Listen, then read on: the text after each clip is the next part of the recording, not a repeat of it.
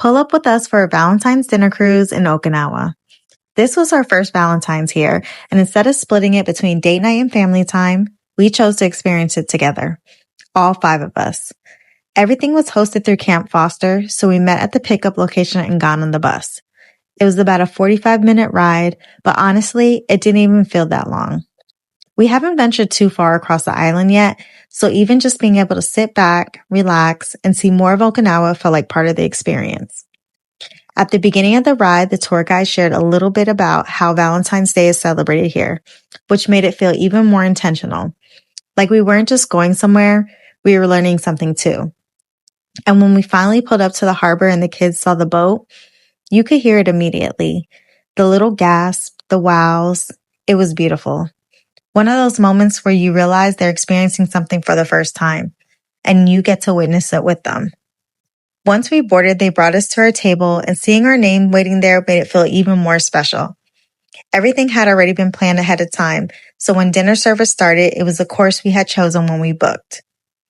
Joe and I went with the steak option, and the kids had their own junior plan, which they actually loved. And before and throughout dinner, there was a buffet-style table you could walk up to at your leisure. Small bites, desserts, and things to enjoy whenever you wanted.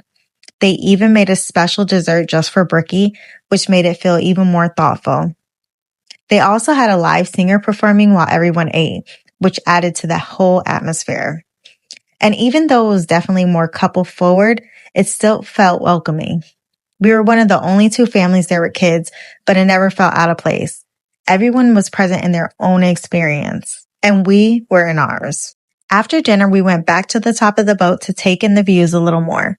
And of course, to take pictures and videos, because you know your girl had to get some content. There were so many Instagram-worthy moments, from the city lights reflecting on the water, to the front of the boat, to just watching the kids take it all in. Brookie was having the time of her life, running around while Joe chased after her most of the night. And right before the night ended, the staff made sure to sneak in one last surprise for the kids. They let them pick a number, and behind each number was a toy waiting for them. Something so simple, but it made them feel so special. And I think that's what made it mean more. Seeing the whole experience through their eyes. Not because it was extravagant, but because it showed them what's possible. Not something out of reach. Something we're building together. At the end of the night, the staff stood there as we docked to say goodbye, and even as we drove away, we could still see them waving. And on the ride home, the bus was quiet. The city lights outside reminding me of somewhere familiar, almost nostalgic in a way. We've only been here a few months, but moments like this start to make it feel real.